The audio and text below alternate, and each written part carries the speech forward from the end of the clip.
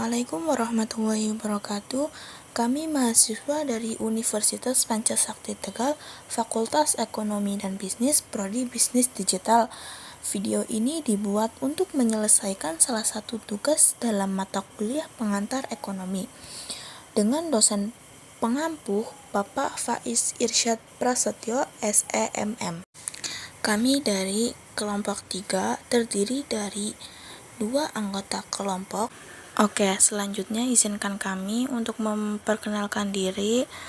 Yang pertama ada saya sendiri, Najmi Zimamatu Nikmah, NPM 4425600009. Dan selanjutnya saya sendiri, perkenalkan nama saya Netar Fadila Tunur dengan NPM 4425600022.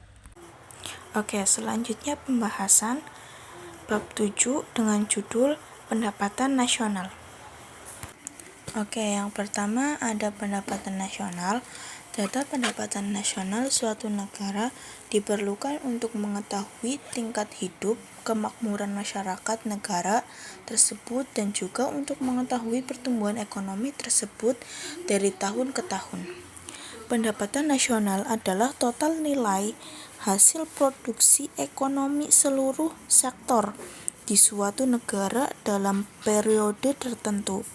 Data ini diperlukan untuk 2 tujuan utama. Yang pertama, menilai tingkat hidup dan kemakmuran masyarakat, dan yang kedua, mengukur pertumbuhan ekonomi dari tahun ke tahun. Pendapatan nasional dikelompokkan dalam beberapa sektor dan subsektor, yaitu 1. Sektor pertanian, 2. Sektor pertambangan dan penggalian, 3. Sektor industri, 4.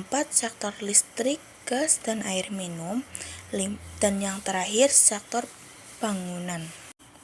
Dan selanjutnya ada konsep pendapatan nasional di negara berkembang, mengalami pertumbuhan yang sangat pesat pada awal tahun 1990-an. Pada tahun 2022, produk domestik bruto atau PDB Indonesia tumbuh besar 5,31% dibanding tahun 2021, yaitu sebesar 3,70%. Produk nasional bruto menunjukkan beberapa konsep pendapatan nasional. Yang pertama ada Gross Domestic Product atau GDP. Yang kedua, Gross National Product, GNP. 3. Net National Product atau NNP. Yang keempat, National Income atau NNI. Kelima, Personal Income atau PI.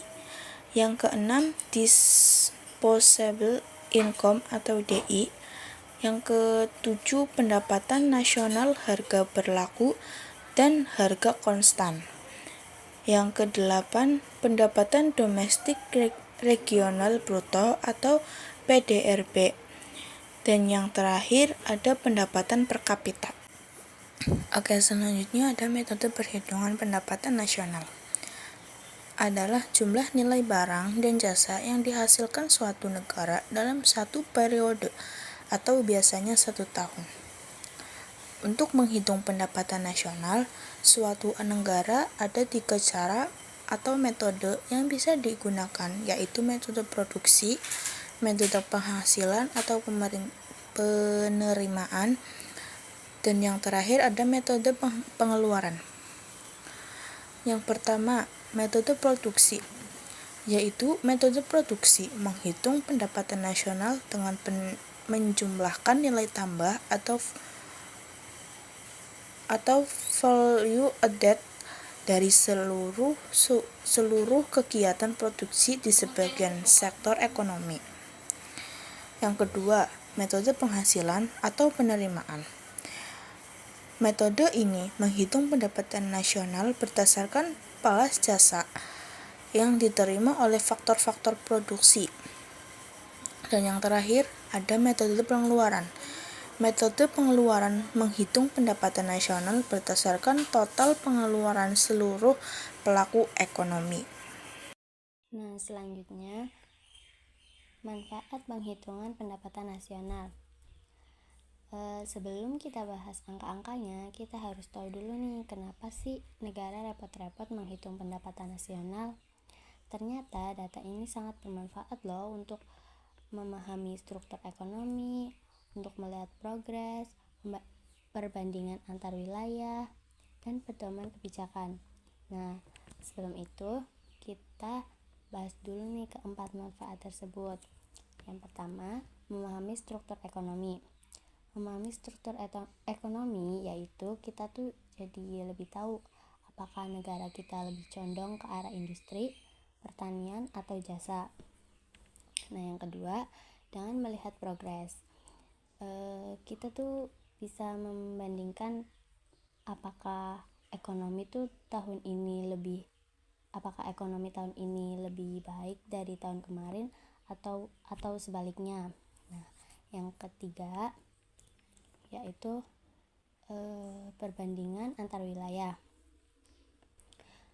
Perbandingan antar wilayah yaitu kita tuh jadi lebih bisa membandingkan kebijakan ekonomi antar negara atau antar daerah. Nah, yang terakhir yaitu pedoman kebijakan. Nah, pedoman kebijakan ini yaitu data yang dapat membantu pemerintahan mengambil keputusan yang tepat untuk masa depan ekonomi kita. Selanjutnya yaitu kegiatan produksi atau transaksi-transaksi pasar yang tidak diperhitungkan dalam pendapat nasional. Nah, tapi teman-teman, kalian tuh harus tahu, tidak semua uang yang berputar itu dihitung dalam pendapatan nasional. Ada beberapa hal yang dikecualikan, yaitu kegiatan ibu rumah tangga. Memasak atau mencuci untuk keluarga sendiri itu bernilai produksi.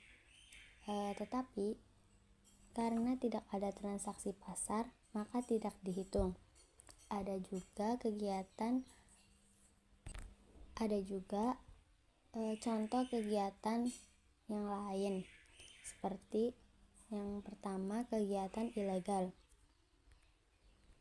yaitu semua transaksi dari pasar gelap atau barang terlarang tidak masuk hitungan. Yang kedua, pembayaran transfer atau transfer payment. Contohnya bantuan sosial atau uang saku, karena tidak ada barang atau jasa baru yang dihasilkan. Yang ketiga, capital gains and losses, yaitu keuntungan dari selisih harga jual aset seperti saham atau tanah, tidak dianggap sebagai produksi baru. Yang terakhir yaitu alasan praktis, kegiatan kecil yang terlalu sulit untuk dicatat secara administratif. Yang terakhir yaitu transaksi-transaksi yang tidak melalui pasar tetapi dihitung dalam pendapatan nasional. Nah, ada pula kegiatan transaksi yang tidak melalui pasar tetapi dihitung dalam pendapatan nasional, walaupun agak sulit untuk menaksirnya. Untuk menaksirnya digunakan harga umum yang berlaku. Nah, contoh transaksinya yaitu yang pertama yaitu hasil produksi yang dikonsumsi sendiri. Nah, misalnya petani yang memakan sebagian hasil panennya sendiri. Nah, yang kedua, pembangunan swadaya. Nah, pembangunan swadaya ini seperti membangun rumah atau irigasi secara gotong royong. Nah, yang ketiga, upah non tunai. Upah non tunai misalnya fasilitas rumah dinas yang diberikan perusahaan kepada karyawannya. Nah, nilai sewanya tetap dianggap sebagai bagian dari pendapatan. Sekian materi yang dapat kami sampaikan hari ini. Mohon maaf jika ada salah kata atau penjelasan yang kurang jelas. Terima kasih banyak atas dukungannya. Jangan lupa klik like and subscribe jika video ini membantu. Sampai bertemu kembali. Wassalamualaikum warahmatullahi wabarakatuh.